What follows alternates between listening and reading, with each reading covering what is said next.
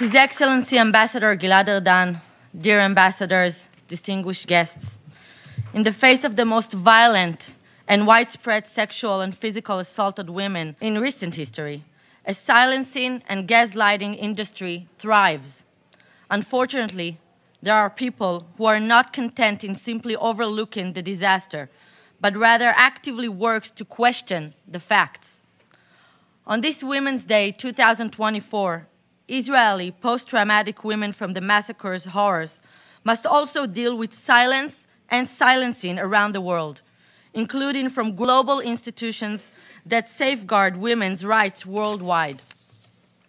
Israel women have been waiting for months to hear that their lives have value, that their bodies cannot serve a battlefield, and that the world will not remain silent when crimes against humanity are committed upon them 80 years after the Holocaust, as their daughters are kidnapped into enemy tunnels in a clear war crime, and photos and videos of their bloody pants and bruised faces are broadcast to the world, and no one, simply no one, seems to care. When we say tomorrow it could happen to any woman anywhere, we refer to the fact that Israeli women were tortured, violated, and sexually assaulted. They were kidnapped to Gaza, and they are still now as we speak here, subjected to sexual abuse and severe violence every minute and every second, day and night. My mission as the First Minister of Israel for Social Equality and the Status of Women is to ensure that every woman and girl achieves her goals, experiences success, and believes in herself as someone capable of charting her own destiny, as well as her personal and professional future, just like I did, against all odds, when no one believed in me, when no one thought I could succeed. As a single daughter to a single mom who raised me alone, with no financials and no family, I grew up believing that I can achieve anything I can and anything I want, and I did. And this is what I want for every woman in Israel and in the world, and I will achieve that. Thank you. Our ministry works on three main principles that I would really like to share with you: promoting women, providing equal opportunities, and fighting violence against women. Within these three domains, the ministry defines a basic set of goals: promoting a gender equal perspective in the public and private sectors and within civil society, while establishing relevance frameworks for women in various domains in order to develop new communities of women and strengthen existing ones. Having these solid principles which shape and determine the work of the ministry is what enabled us to move forward and address the changing needs of women and girls in Israel since the horrible and horrifying October 7th, and after, of course.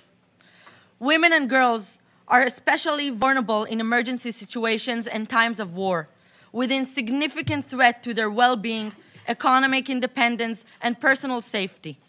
The implications are not limited to those murdered, injured, or kidnapped on October 7th, but to all women and girls in Israel, who are, by the way, more than 51% of the population in Israel. October 7th and the subsequent war that broke out has affected almost every house in Israel. Everyone knows someone, everyone is related to someone, everyone heard, saw, or felt horror on her soul. Facing this reality, the minister adapted its activities to the new situation that allocated budgets to address the repercussions of war on women. A time of crisis, exactly the time when we are aware of how the situation can affect the lives of women, who are the first victims in any emergency situation. On the other hand, women play an active role in warfare, both on the front line and in the rear lines. During the Iron Sword War, powerful narratives of leaders and heroines were created that left an undeniable mark on the entire population because of their unity, action, and power. These leaders and heroines come from various sectors and include individuals who served in the security and rescue forces, released hostages, mothers of warriors, women who lost their children or other members of their family, mothers of abductees in Gaza, and women who were evacuated from their homes. It also includes spouses of reservists and permanent servants, pregnant and postpartum women, and self-employed women. The narratives of women who faced uncompromising force and coped should be highlighted. Israeli women abducted and held under violent conditions in Gaza shed light on the unimaginable hardships, as we just heard, that they endure. Even under the most difficult circumstances, these women show extraordinary resilience and strength.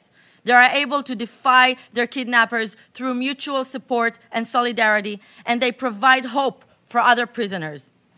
Their stories demonstrate the unshakable spirit of women in the face of adversity. They prove that even in the most challenging situations, women are capable of living by example and making a positive impact.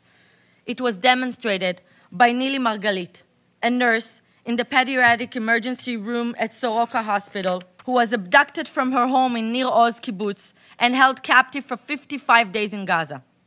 Even in captivity, Nili was everyone's nurse and treated and cared for the wounded, explaining that watching over the abductees helps her to cope with her own circumstances. Dear friends, equal opportunity is one of the cornerstones of democratic government, and women's rights are neither a slogan or a niche category of progress, but rather a fundamental matter of human rights.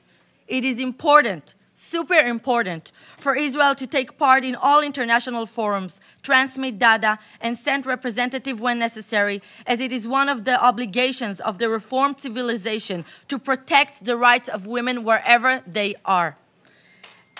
Thank you.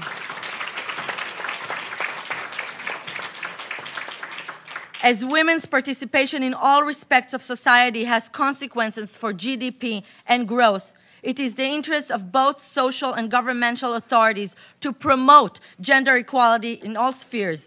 Inequality harms social cohesion and social economic stability.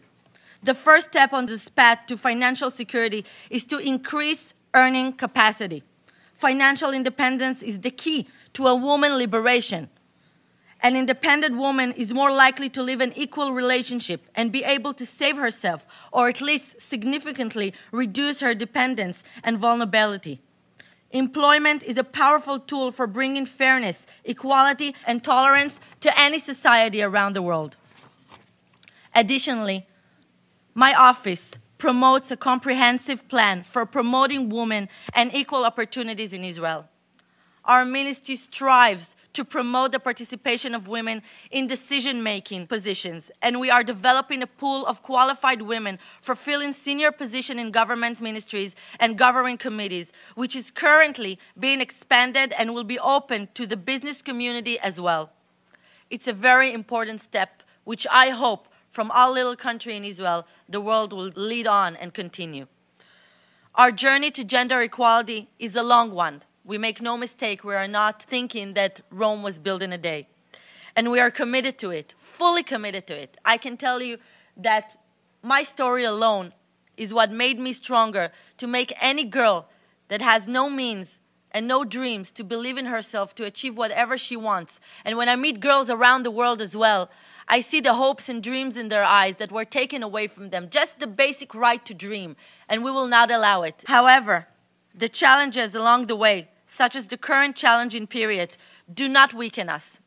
To all of our enemies, make no mistake, it do not weaken us, but rather highlight the importance of continuing to dedicate our activities to its attainment. I therefore call on all women's rights around the world and human rights organizations in the world, specifically around the International Women's Day this year, to remain committed to their mission and responsibility, to their beliefs, to their morals, to the basic idea of why they began to do what they do, to promote the heights of all women worldwide, including women in Israel.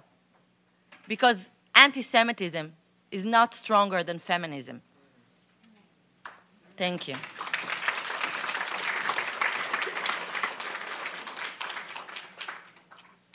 Jewish blood and the blood of Jewish women and girls are not any thicker than any other blood in the world.